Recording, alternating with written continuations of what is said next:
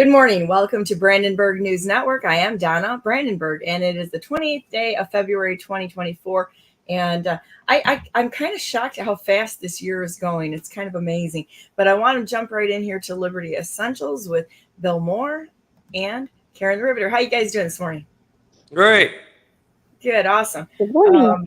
Did you guys survive the storm last night? Oh, yeah. No, I didn't even know there was a storm until I got up this morning. I saw all the ice built up on my truck. Yeah, you know what? They want to panic all of us, but I hate to say it, all of us that live in Michigan, at least most of the year, we're a little on the tougher side than the average person. So when they give us weather warnings, we're like, okay, situation normal. If you don't like it, it'll change in 10 minutes anyway. So what are we talking about this morning, guys? Well, we are in an election year. This is 2024, right? And we haven't corrected the issues from 2022 or 2020 or 2018 or 2016. I mean, name it all the way back. And we're gonna go into another election year. And what's funny is I hear people continue to say that we need to cast votes for such and such or this person or that person. And they're focused on, yeah, I see you smiling over there. And they're focused on high-level offices, right? High-level servants that we put in place. All the while, we know that these people are being propped up, and we know that that the elections haven't been taken care of from past times, and we're going to reap the same results that we got throughout the last several decades that we've seen, right? Every single time these people have done nothing. This is like voting Biden back in after 50 years of failure and expecting one thing to change other than he's drooling more on himself. That's right. That's right. So we're going to get the same results once again because we haven't fully addressed the issue that's been happening in the election cycle. But nonetheless, it is our duty, our right to vote. They can't take that away from us.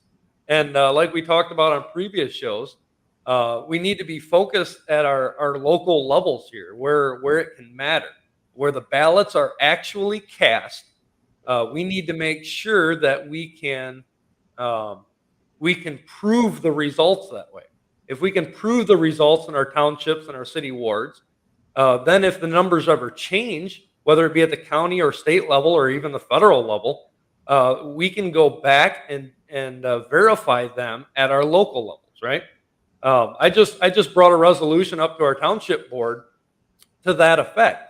The U.S. Taxpayers Party passed a resolution opposing the use of Dominion voting machines, and even more so, any electronic software for tallying votes that could be compromised, whether by internet infrastructure being able to hack into it or programming. I wouldn't call it a glitch, but a pre-programmed set of algorithms that would change the voting results, right? We oppose that 100% at the U.S. Taxpayers Party. And I took that resolution, slightly modified it to fit my local township. And I said it before all of them at our last meeting this month. And I said, hey, you guys know this is going on, and you guys haven't addressed this issue. And it's darn well time that the people stand up and we do something about this. And I told them, if you're not willing to fight the county to get rid of these machines, then so be it. Use the machines if you have to, right? Because I believe none of the people on my board want to use the machines. They are just being dictated by a higher level via the county and refuse to actually stand up and put a stop to it. So I said, if you want to use it, go ahead and use it. But you have access to the paper ballots. So it is your duty to assign a team, and I'll be the first to volunteer, and so would my supervisor, to assign a team to physically hand count, right? Put your eyes on these ballots and physically tally the results of them and compare them to the results of the machine, the tabulators, and then compare them when they get to the county level, make sure they haven't changed, and compare them when they get to the next level and do the same. It is only by that manner that we're going to be able to verify the results of any election, right? So everybody, each one of their townships should be doing the same thing. And if you need a basis for a resolution to go by or a statement to go by, if you have any amount of physical fortitude or constitution within yourself to be able to correct the issues we see, then I will gladly supply a template that you can use and modify for your counties and be able to go in and tell them the exact same things. Immediately, you will know who are the players, who are the global players in your local areas, because they will adamantly oppose everything that that we stand on, right? And or once they will have a gutless response. And it's like that's the response that I got from Byron Township. The clerk there was that they got the letter from Jonathan Brader, the director of Board of Elections, and also the chairman of the board of Eric, who we know has screwed our elections totally, right? And also the one that was responsible for losing 10,000 of my signatures. I mean, these people are just a piece of work. And they sent out a letter to the clerks that said that they were to send their materials up to the state and not talk to the voters about it. They destroyed materials before the time that they could lawfully get rid of them on the direction of somebody above them. Now, to my knowledge, the precincts have the right to run that election any way they want. A clerk can say we're going to paper ballots. They just got to have the guts to do it. Yep. Yeah, And that's exactly right. They need to disobey unlawful orders or which are sabotaging our election. It comes down to the clerks. And the clerks are the ones that screwed up Germany, that allowed the Nazis to get in. This is not new. This has been a strategy used before. Yeah, it's a repeat of history. And the funny thing is, each one of these people have sworn an oath to uphold the Constitution of the United States, right? And the laws found within. Now, what I find interesting, and I've been thinking about this the past few months, our Constitution here in Michigan has unlawfully changed, right? Prop 2, well, Prop 1, 2, and 3 have been added in there. But Prop 2, especially regarding this elections, we know that the layout of Prop 2 and the regulations found within it are unlawful, right? They diminish the protections of true Americans and give them to those who would seek to overthrow us, right? Our enemies, right? So every clerk in this state, if they are following Prop 2 guidelines, which they will because they think they have to be dictated by the state. Communist America, the government, they are aiding and abetting a foreign enemy. Right? Anybody who cannot prove that they are an elector of their township, if they allow them to vote, they are aiding and abetting a foreign enemy. Okay, that's the definition of treason right there. So if we think that this only applies to state officials or federal officials, we got another thing coming, because this goes all the way down from the top to the bottom. And it's been said on this show over and over and over. It's time we start listening, people. It's time we get active and put a stop to this. Well, so they have absolutely, with the introduction of these machines, they are foreign interference in our elections. And it goes top to bottom in all of this. And they are responsible for their own actions to stand. And so are we to go and address this with our local officials and say, no more. You guys are the ones that are killing this nation. Yeah. So they swore an oath to this Constitution, right?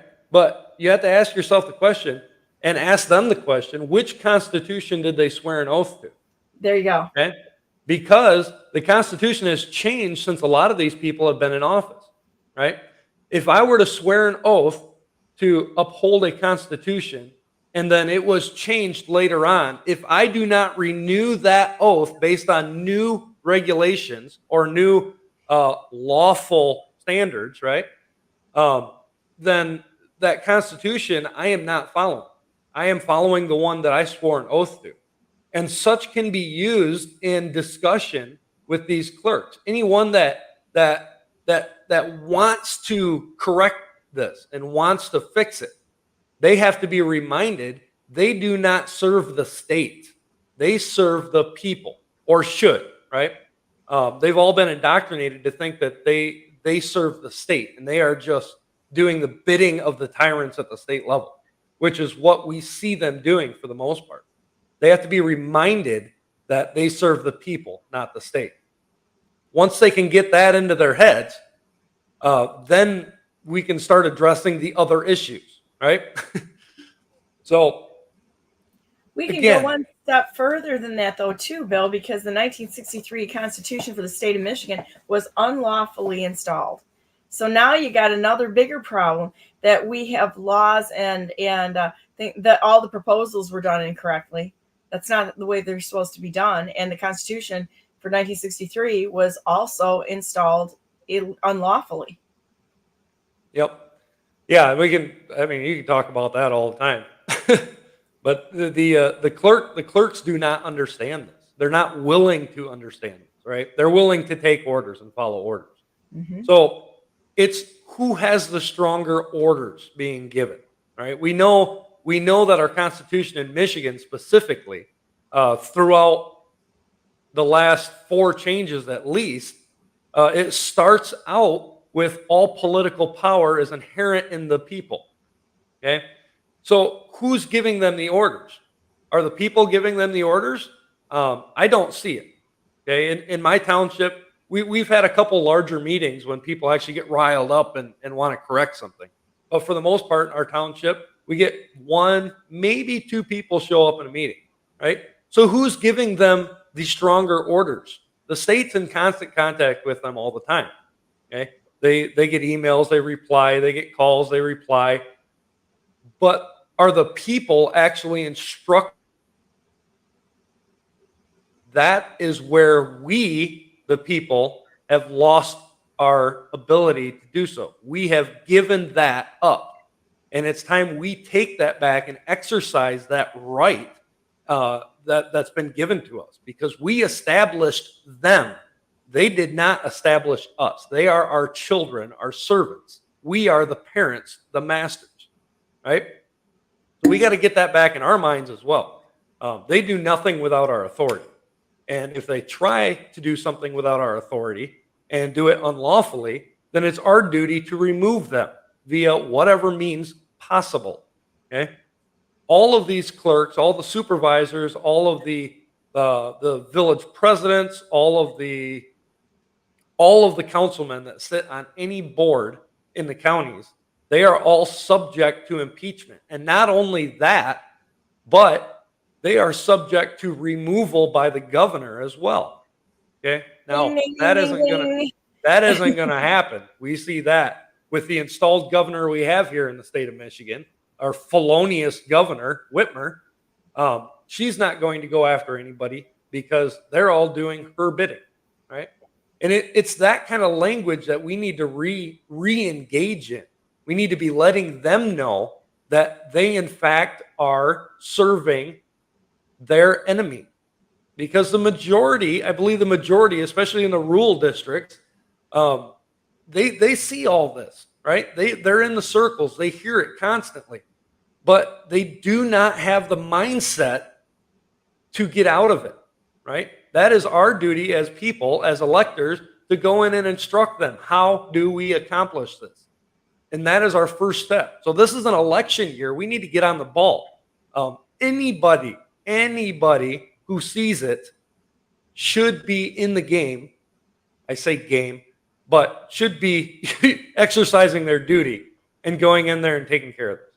So what would you, if you were going to lay out steps for someone to go and address their township or their voting precinct, what would you tell them to do? How would they do that? What would that look like? Well, first and foremost, I like to ask the questions. You've been in a lot of the same meetings that I have. And when I asked the people, I was like, everybody can name who's running for president, right? Most people can name who's running for governor. A lot of people can name their representatives or their congressmen. But I asked the question, how many of you people can name everybody on your local township board or ward board? And very rarely do I get more than a couple of hands that show up, right? Well, honestly, they make it hard to find. They have not made information transfer easy. They purposely obfuscated. I'll get it out, of the information. They make it cloudy, and Yep. and that's really what's going on. So the first thing to do is to actually go to a board meeting, right? And get used to how things are done. And Say a big you should prayer before you get in there too, because these are some soulless people that sit in these seats mostly. Yeah, we need to be knowledgeable on how things ought to be done. But for starters, we need to get in there and see how things are done and see who the players are, right? Who your servants are. Because if you don't know who your servants are, how are you supposed to instruct them? Okay, that's step number one. Number two is actually get to talk to these people. Just ask them questions. Get to know who they are, right? You don't have to come out like a bat out of hell and go and just tear them apart in every chance you get. Now that's kind of my nature, right? when I see somebody that's purposely doing something unlawful, I like to go at them, right? Because they should know better. And I will instruct them in that regards. I don't care if it's a public servant or if it's just an individual, right? But I have to tone that down a little bit myself. That's kind of a downfall. In some cases, it's also an attribute to be able to be used. But get to know who they are. Make sure they know who you are. And then the next step is to actually present the information. See how many people on your board know what's going on. And that can be done real simply, just to, even if you don't know fully what's going on, just ask them the question, why do we do things this way? Right? And the common response is you're going to say, because that's the legal way of doing it, right? That's the way it's laid out in the law. That's the way that Benson has dictated to all of her little minions that we need to use the machines, right? Or anything in that regards. And then once you actually get a commonality between them and are able to talk with them in that manner, then let them know what you're there for. Don't just go in and sit there and listen every time. They'll get to see your face, but they won't get to know who you are. Go in there and actually speak your mind. That's why township boards are lawfully held in an open public meeting, right? And anybody who hasn't read through the Open Public Meeting Act, get familiarized with that, because that's very important. That is for us, not for them. And then once you get to that point, then take something with you, right? Whether you write it yourself, your own material, or utilize something that other people have done already, right? There's no sense in reinventing the wheel every time we do this. There's plenty of material out there, whether you go to the Election Integrity Force or you go over to like the U.S. Taxpayers Party. We can provide a lot of materials in that regard. And I dare say there's even some of the county Republican parties have written a lot of information on this, though I fail to see a lot of action. So utilize that material and then go in there and make that change. You have to instruct them on what needs to be done, because otherwise they're not going to do it. They're going to continue to just take their dictates from a higher level. Well, and something you said there too that I think we need to jump on here a little bit, because people are like, well, why has nothing been done? Why has nothing been done? And I've got the answer for that. When you look at all the election integrity stuff that's out there, there's only a few people out there that I believe are really doing what needs to be done. There's a lot of grifters in that area. And watch what they do. They have people chasing their tails and how they did it. But none of them quote the law, and or very few of them quote the law. So people feel like they're empowered by knowing what happened. Well, that changes nothing. We have to know and call out the laws they're breaking and what they've done wrong in order to right what's gone on. And in order to do that, you got to know the law. You got to know the policy. You got to know the law. You got to be able to go back to the beginning and say, not just, well, we've got this law for this and this law for that. Well, those laws may be illegal also. So we have to go back to the basics, which is in fact a review, a constitution type review, not a convention. Bad plan. Okay. That's a dumbest idea anybody could bring up to me right now, because we don't have anyone in the seats that has the integrity to maintain the integrity of the original intention of the Constitution. The original intent will be lost if we go to something like that. Until we get people in there that are honest, they will destroy the country by using the Constitution and changing it against us. You have to go back to the original. That's what they've been doing anyway. But if you go back to the original and you do a review based on the original, and then peel out from there and then look at the laws and which ones are actually lawful or which ones are shams. This has to happen, but we have to know the policies, the procedures, and the law. Yeah, so there's a lot of people, and you mentioned the CON, right? The Constitutional Convention. There's a lot of people. These are the wackiest people I've ever met in my life. First time I listened to somebody from that organization, this woman comes in, is so dramatic. She's jumping up in the air and landing on her knees and jumping up in the air and landing on her knees and making all this kinds of foolish theatrics. And I at first I'm like, okay, so they got lunatics pushing this stuff, first of all. And second of all, when you look at it, it's just standing on its own legs. It is a dumb idea for right now. So what a lot of people don't understand about a convention is a sovereign body, right?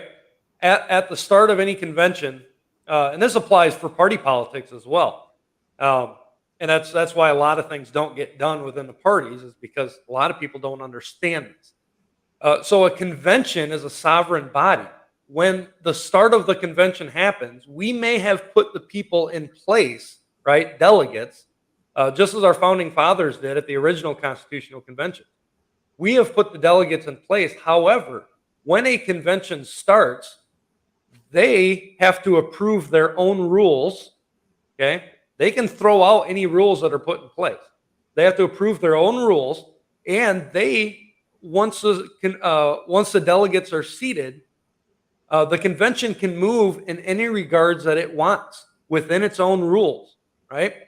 So if we're talking a constitutional convention again, the question is, who do we put up?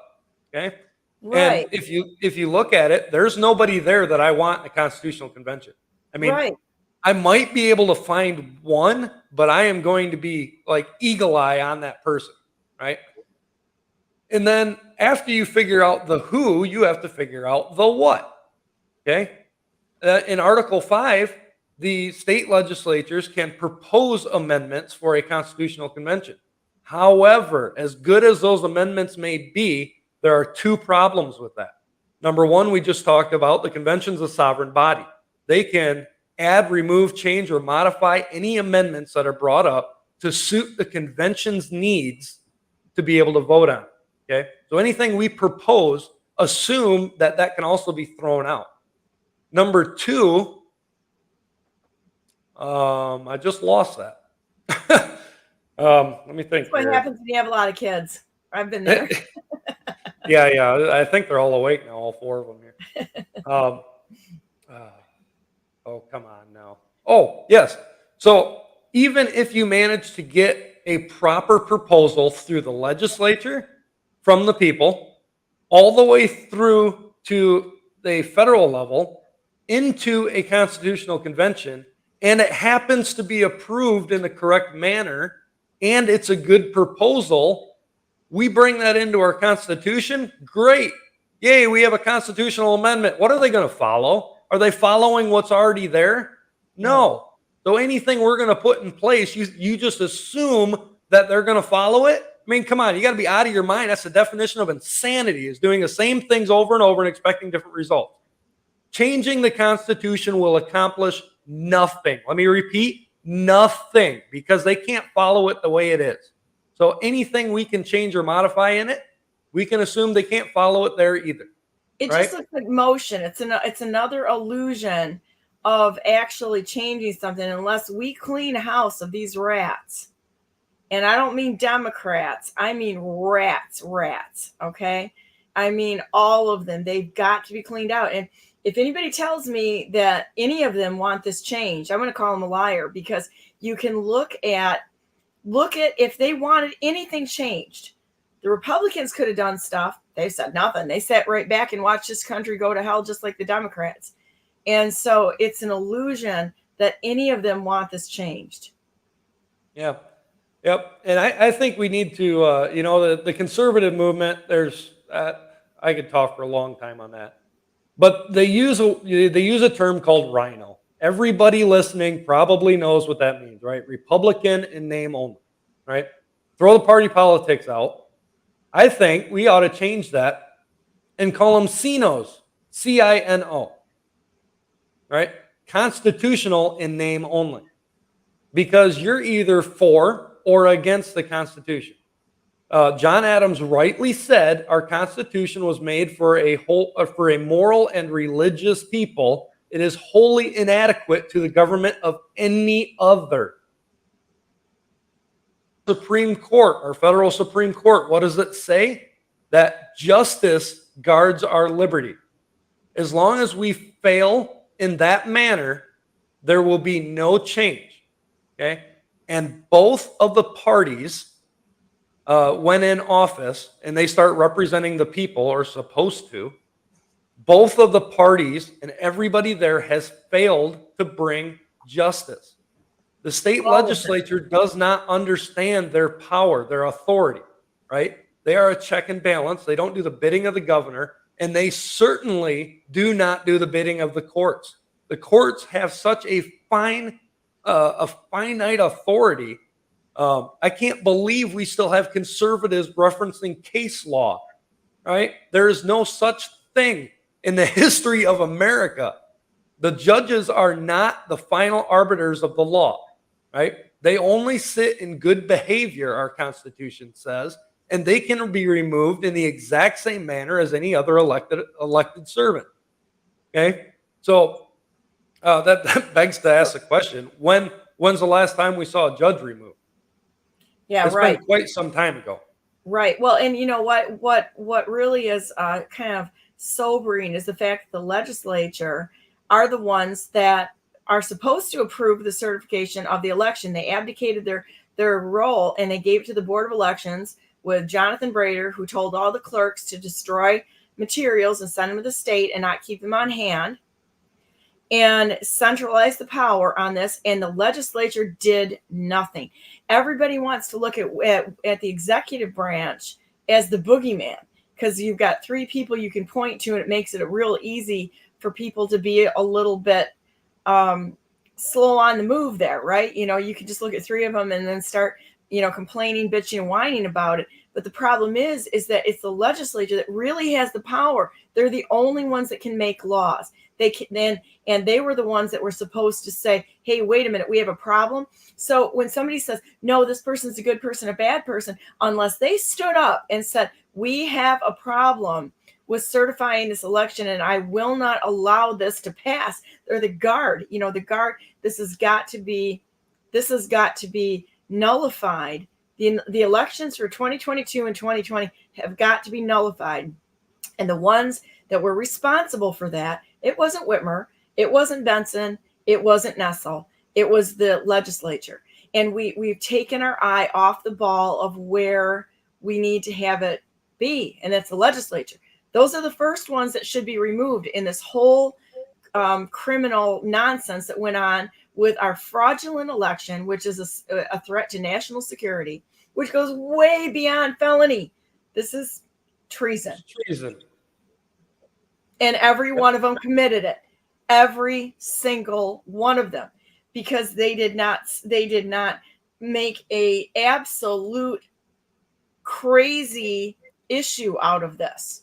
They didn't call the people to get together and say, look, this is a stolen election. They were silent, they were silenced, and they passed it on. You know, Whitmer can't make laws. She can't make policies. She can't do anything. All she can do is carry out what the legislature says. And and the same thing with Secretary of State. She can't make those policies.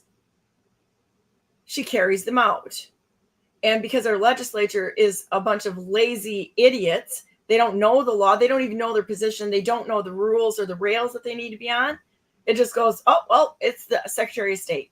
And they're going to go back to the Capitol and go drink all night. Yep. And they are all, you know, for lack of a better term, they are all in bed together. You bet they are. How many times do we see our representatives in the legislature refer to the other people in the legislature as colleagues?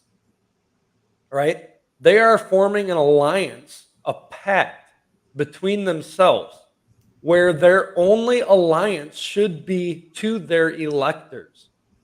That is it. So when you hear legislatures talk about colleagues, and every one of them do it, right? Mm-hmm. They have internal pacts within the legislature that they promote or dismiss legislation based on, right? And we know legislation all comes from private organizations and lobbyists and they're all written by somebody else. Then they pass them on to them. There's 2,000 bills that go through the Michigan legislature a year. No one is reading all those bills. Somebody else writes them, and then they just are told to rubber stamp this one. And if you don't, you get removed from your committees.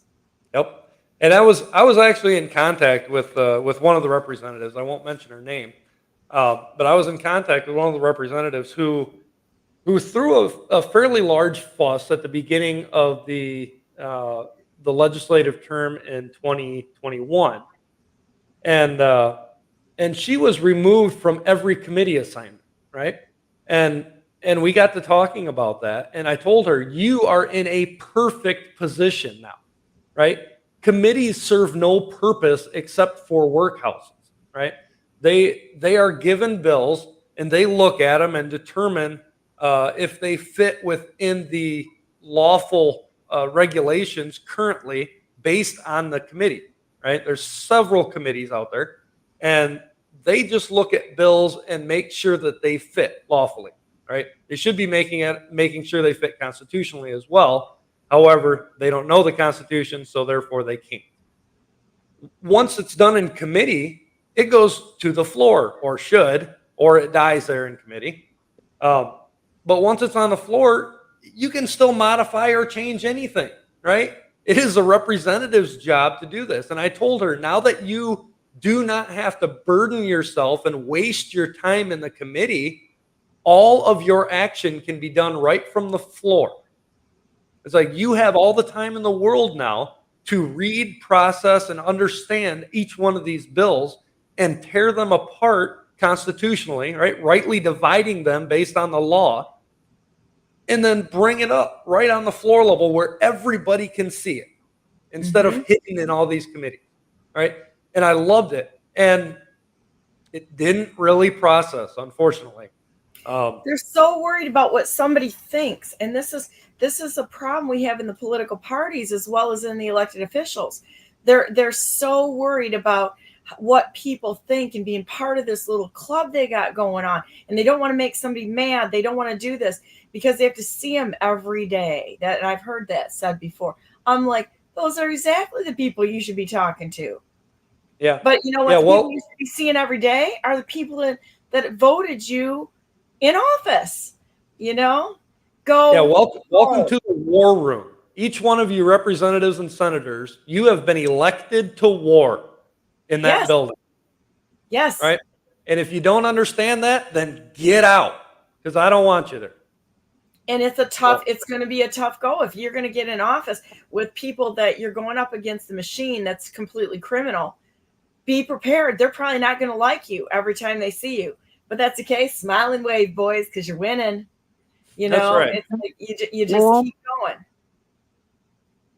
So I want to go back to the concept of the township level where the people should start. I've got some photo images of Can you hear me when I change to my gallery? Because I've got images that I took of a couple of books that are township level.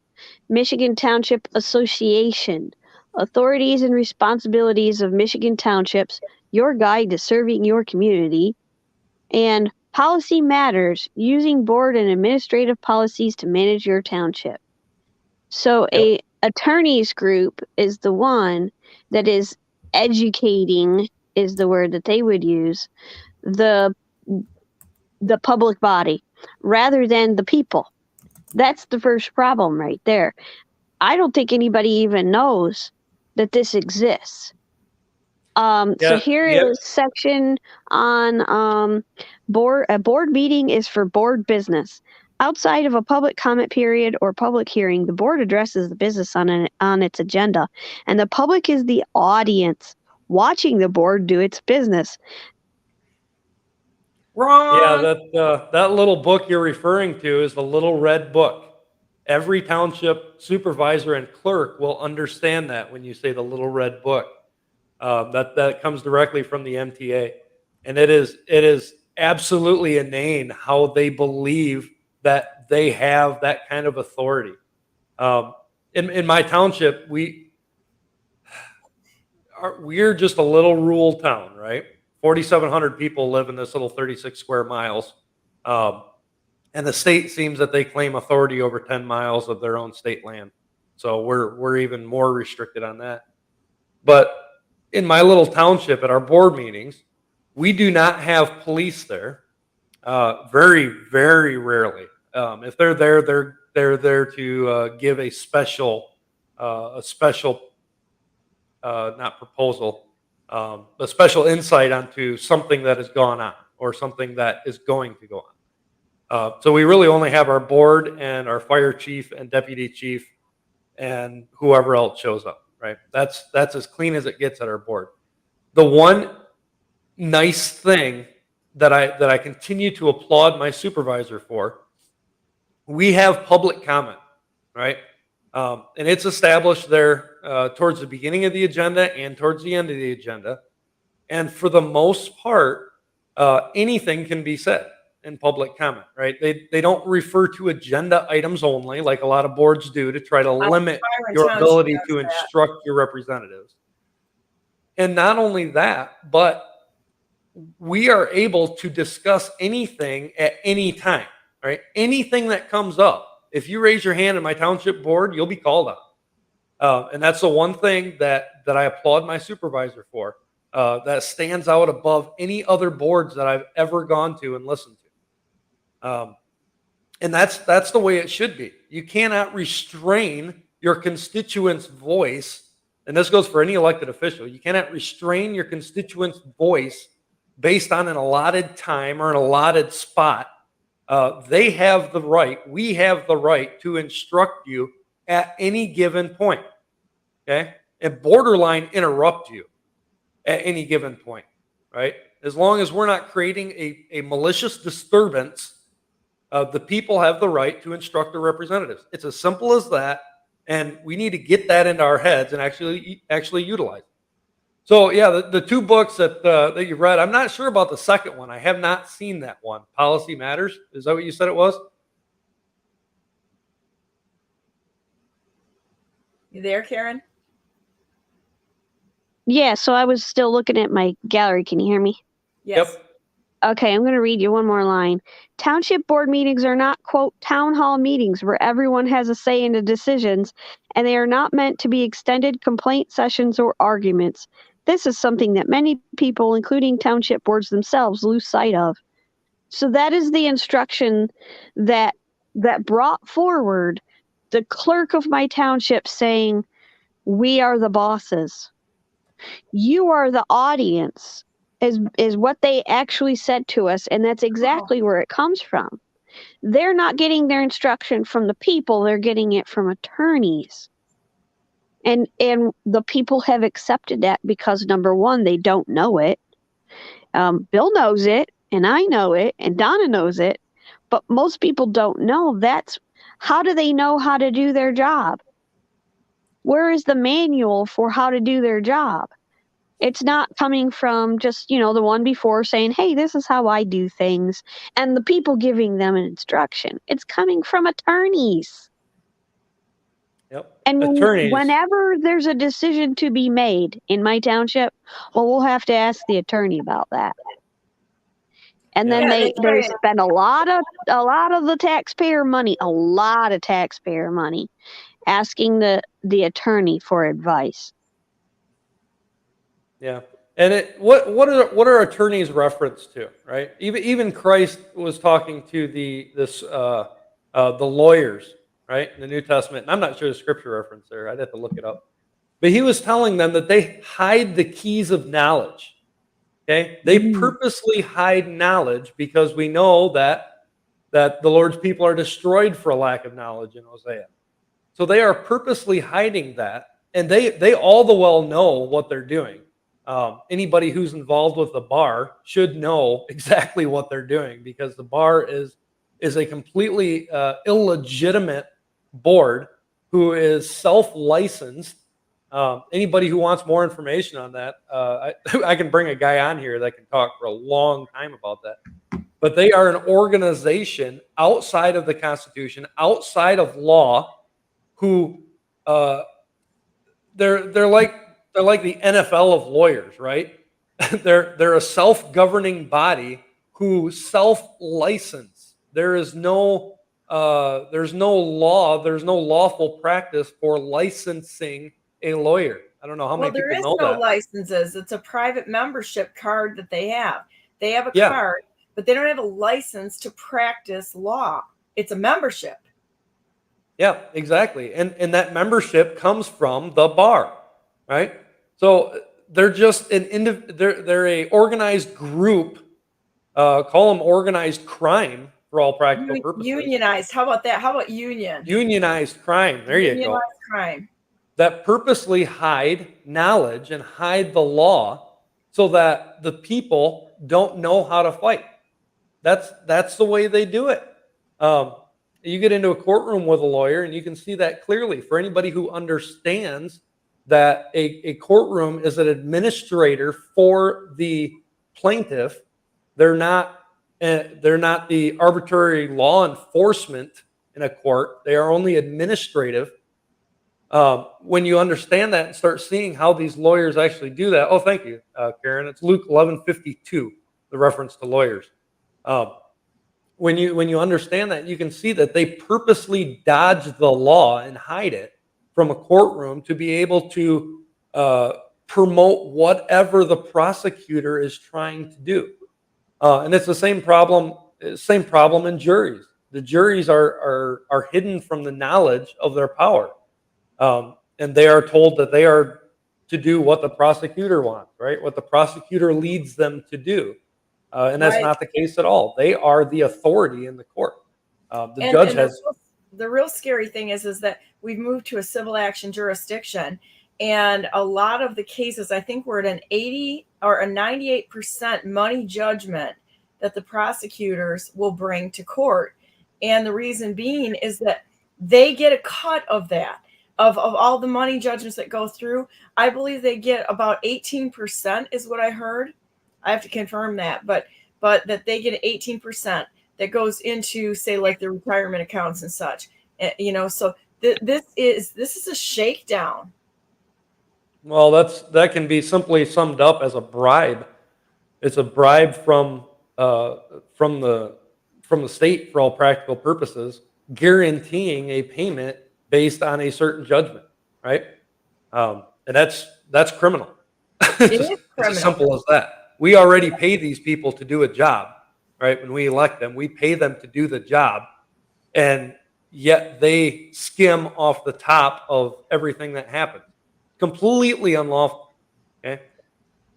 So, I mean, we just talked about all the criminal offenses and the corruption that happens in courtrooms, in the executive branch, in the legislative branch, even all the way down to local officials, right? So what do we do about it, right? Because they don't want to impeach them because they're all in bed together. They're all serving the same master, being the state. And on that note, by the way, I don't know do either one of you watch Twilight Zone at all? You ever I'm seen the not- Twilight Zones? No. There's I've seen them once or twice in my lifetime, but no. Yeah, there is one episode of the Twilight Zone early on. It's called The Obsolete Man. Take a look at that. You will see the reference I'm talking about, where the state becomes the master and everybody is subservient to it. They did a fantastic job with it for as long as they had. So anyway, we've talked about all the problems, all the corruption, but we don't just talk about them. Let's give you the solution for it, right? If your representatives refuse to impeach, and let me say this, they're only going to if you push them to do so.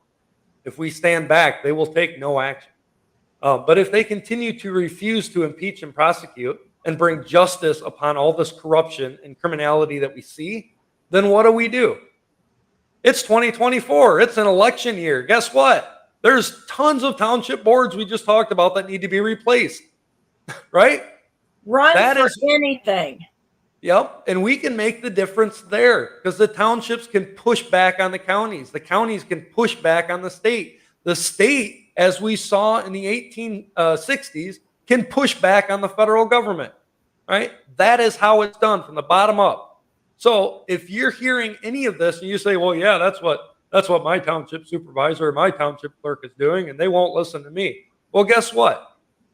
What people should we be putting into office? I've said this before. Exodus 18:21 is our model, right? That is those who fear God. I'm sorry. First and foremost, those that are able, right? And then those that fear God, men of truth, hating covetousness. There's 4 qualifications to be a proper elected official who can govern well.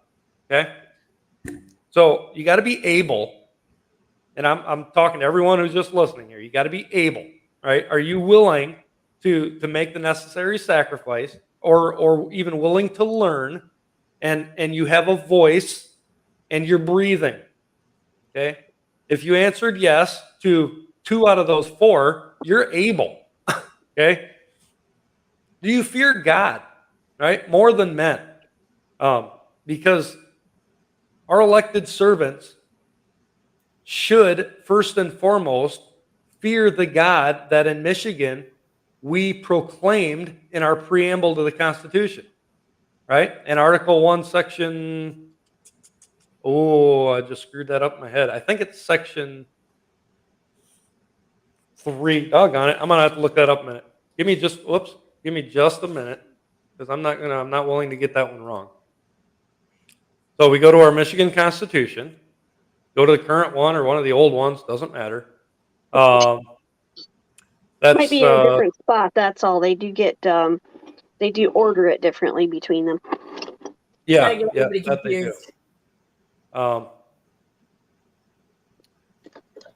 do.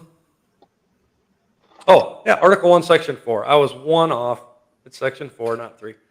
Where it says, every person shall be at liberty to worship God according to the dictates of his own conscience, right? It's a longer paragraph explaining that, the infringement upon that as well. So you got to be able to fear God more than men. What's the next one? Men of truth, right? Or women of truth in these days. So you have to be truthful. That's not deceptive, not willing to lie about anything or hide any action. Okay? Be truth, be open, be transparent about it. And that starts in the home. If we can't do it in our own home, we're not willing to do it in an elected position, right?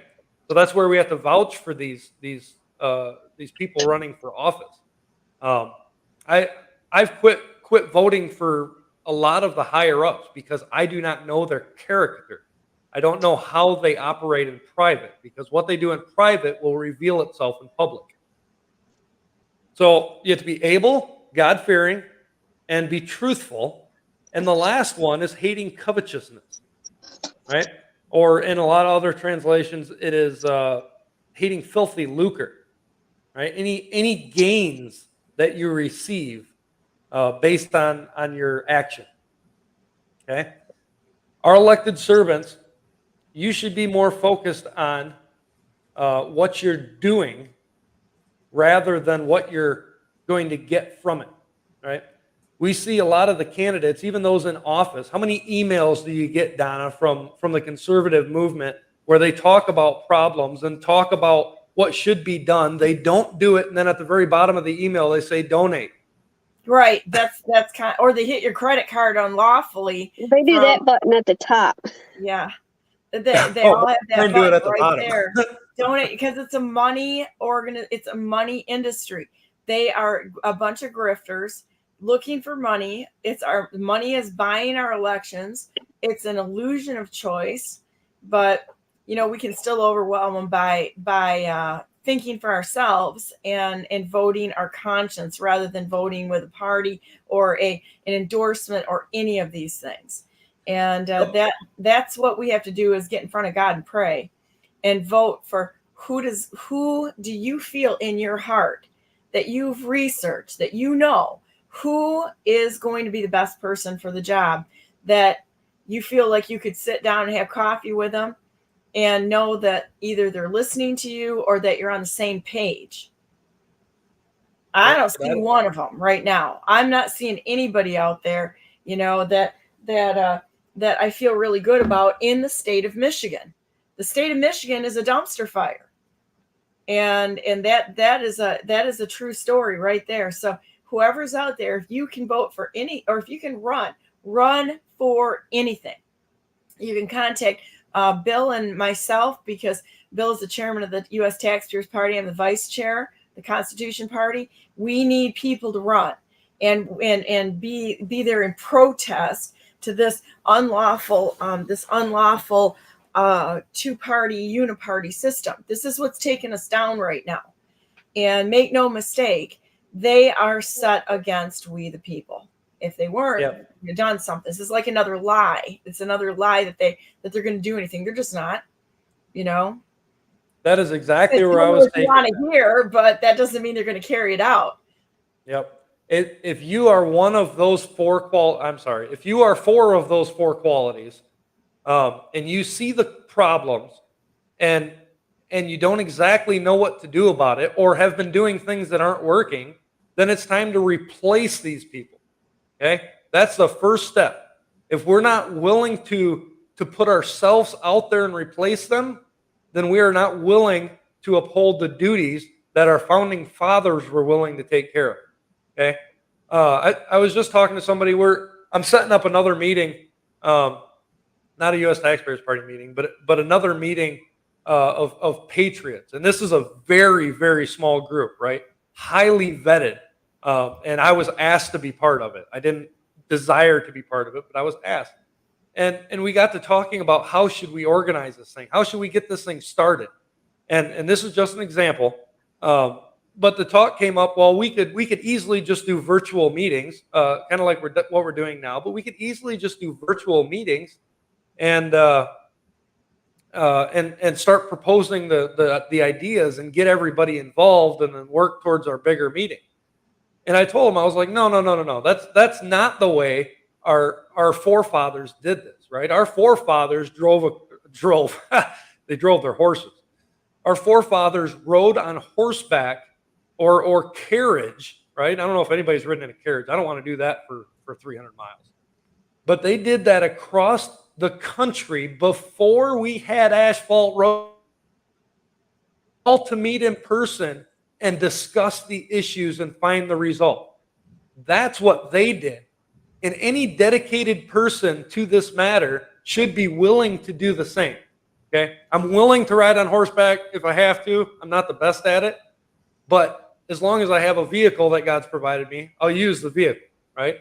But that's how far we need to take this. We have to be willing, as our forefathers did, all 53 signers of the Declaration of Independence, to give up our life, our fortunes, and our sacred honor to do this without ever defecting, mind you. All of them upheld that oath.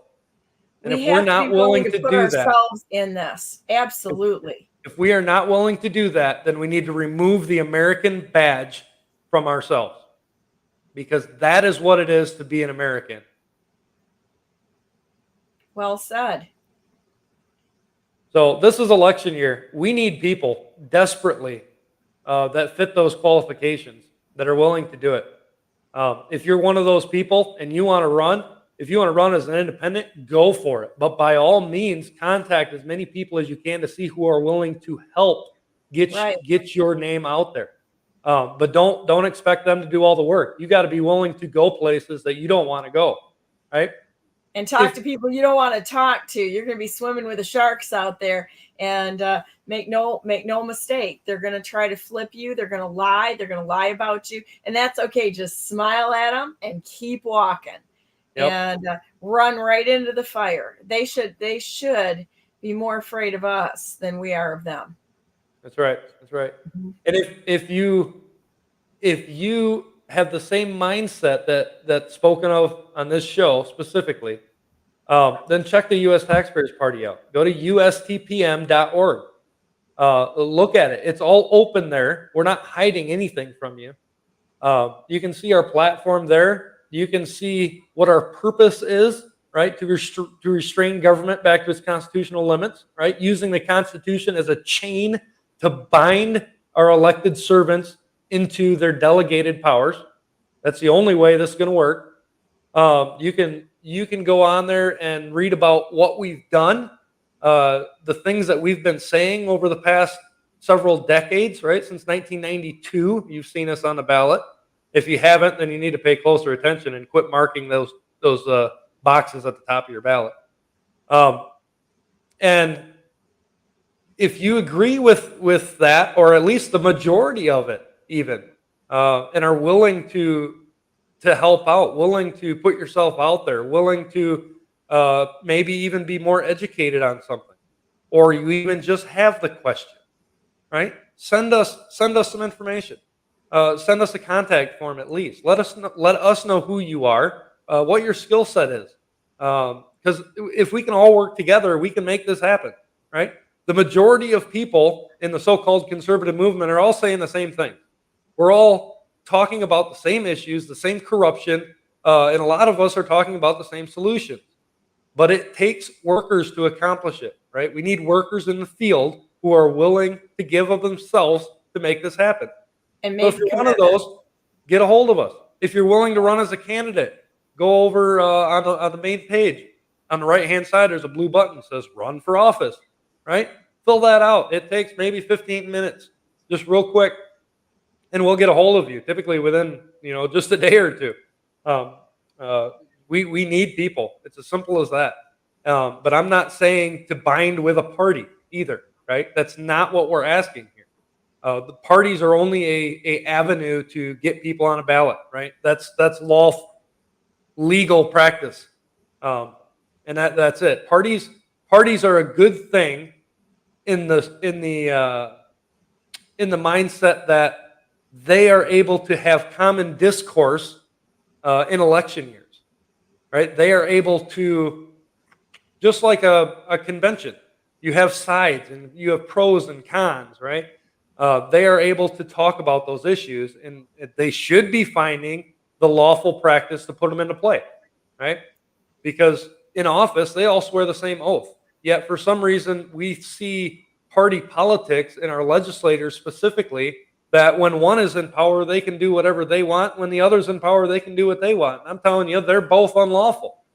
They swear the same oath. They're to be bound by the same chains. I don't care what party you're from. And if, for instance, if we ever get a U.S. Taxpayers Party member that becomes into office and they violate their oath, I'm going to go after them. I'm not going to hold them to a pedestal, or I'm not going to censor what they say and leave them there. No, I'm going to go after them. I'll call for Democrats and Republicans both. You impeach this guy. He is not upholding his oath. That is how strong we believe in our representative government. We have a republic for a reason. It's not a democracy, people. Anybody that says that should be removed from office, because they obviously don't even understand the oath that they swore, okay? Which is a lot of them, right? So let's get involved. Let's get everybody involved, right? I'm excited. It's 2024. We can do this. We just have to get all of our efforts together and make it happen. Not everybody has the same skill set. So we need all the skills to come together and make it happen. Well, if everybody just takes a few minutes and passes information on in their social media networks, that's a minimal effort right there to help educate the state, because the education system is just an indoctrination system. So we can all get involved in that. Well, I really appreciate today's discussion. This was wonderful, guys. And I think that I've got to get on because I'm doing some more interviews, out there. So I'm going to move on to my next interviews out there and in the world. So, but thank you so much. Bill, you want to pray for us today? Sure. Okay. Father, we thank you for this this ability that you've given us to be able to meet, yet still freely, Father. And as we see the corruption that takes place that so many Americans have allowed over numerous decades, Father, our fathers and our grandfathers, and even before some of them. Father, I ask that you would give this generation the knowledge, Father. Give this generation the courage to stand up in the midst of a fire, Father, in the midst of war. I ask that you would give us the strength to stand against the tyranny that our founding fathers would have never allowed. You stood with them, as we can see the divine hand of providence early on in this nation's heritage, Father. And I ask that you would do the same this day, that you would gather your troops together, and that you would equip them, not to call the qualified, Father, but to equip those who you call, to qualify those who are called, and bind us together that we can all speak the same, Father, that we can all promote liberty and justice and proclaim liberty throughout the land as our fathers wrote on our Liberty Bell. And Father, give us that ability and strengthen us to do that work. In Jesus' name, amen. In Jesus' name, amen. Thank you so much. Yeah. Well, guys, thanks for being here. Thanks for being patient, Karen, and all the wisdom that comes from you too. You guys are wonderful friends, and I really am so proud to stand with both of you. It's amazing. So here's the part of the show. Go to BrandenburgForGovernor.com, because I am not conceding to liars, cheats, and thieves in the state of Michigan, which have conducted and certified an unlawful, fraudulent election on so many levels. There's no way to even condense it into a show. Okay. So, but we're going to keep on fighting here and shoving it in their faces a little bit, because they do, in fact, work for us.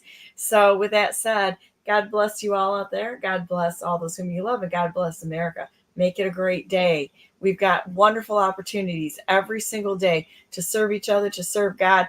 And if we want the world to be put back, righted, see all of these things wrong, we're going to have to get involved. We're going to have to work for it. We're going to have to fight for it. Freedom isn't free.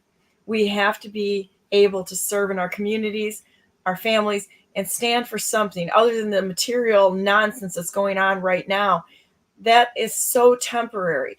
There are other things that we have to put ahead of that. And when you have an eternal perspective, know that this is a temporary assignment here. This is where we all are. We are on assignment, temporary assignment in this world, so gotta make sure that we put our time and efforts into those things that really matter, those things that are intangible, that we, and the other people around us, not how many things do we have, Yeah. So remember Moses was willing to speak. Okay. David was willing to pick up a stone. Gideon was willing to tear down altars. It's those kind of things. We just have to be willing to do it. God equips us for everything he calls us for. So have a great day, guys, and we'll see you tomorrow. I have Jason Ladd will be on tomorrow, which will be kind of a fun interview, and Karen will be on with me hopefully tomorrow, because I love talking to Karen, because Karen is fun, just like Bill. And you guys have a great day, and we'll see you tomorrow. All right, well, take care.